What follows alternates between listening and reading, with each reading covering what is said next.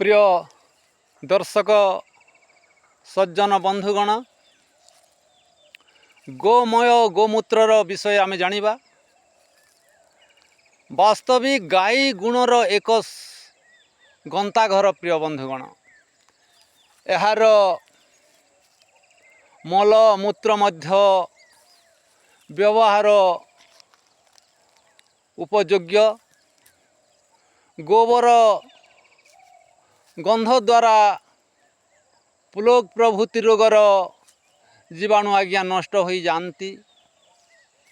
शरीर रे गोबर लगाई स्नान कले चर्म रोग आज्ञा दूर हो जाए।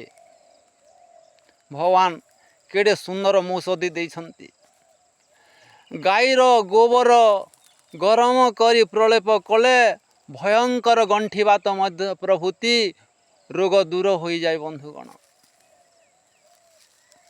सर्पाघात होइथिबा स्थान उपरे सज गोबर बारंबार मालिश कले विष प्रक्रिया दूर हुए।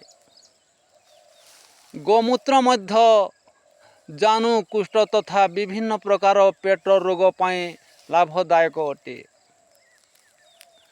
प्रतिदिन 2-4 बुंदा गोमूत्र कान पकाइले कान दर्द तथा कानरू पानी बाहरिबा प्रभृति भल हो जाए। प्रिय बंधुगण, आहुरी मध्य गोमूत्र द्वारा आखि दर्द आखि फुला भल हुए।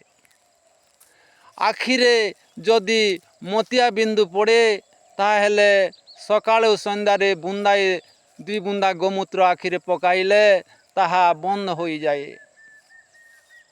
कर्ण बधिरता दूरीकरण निमित्त 40 दिन पर्यंत 2-3 बुंदा गोमूत्र कान पकाइबा द्वारा उत्तम फल मिली थाए।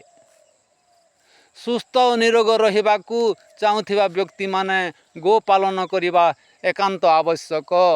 आसंतु गो पालन करिबा एवं जीवन को आमे सुस्थ सबल निरोग रखिबा सहित सही अमृत पान करी आमे अमृतमय जीवन यापन करिबा।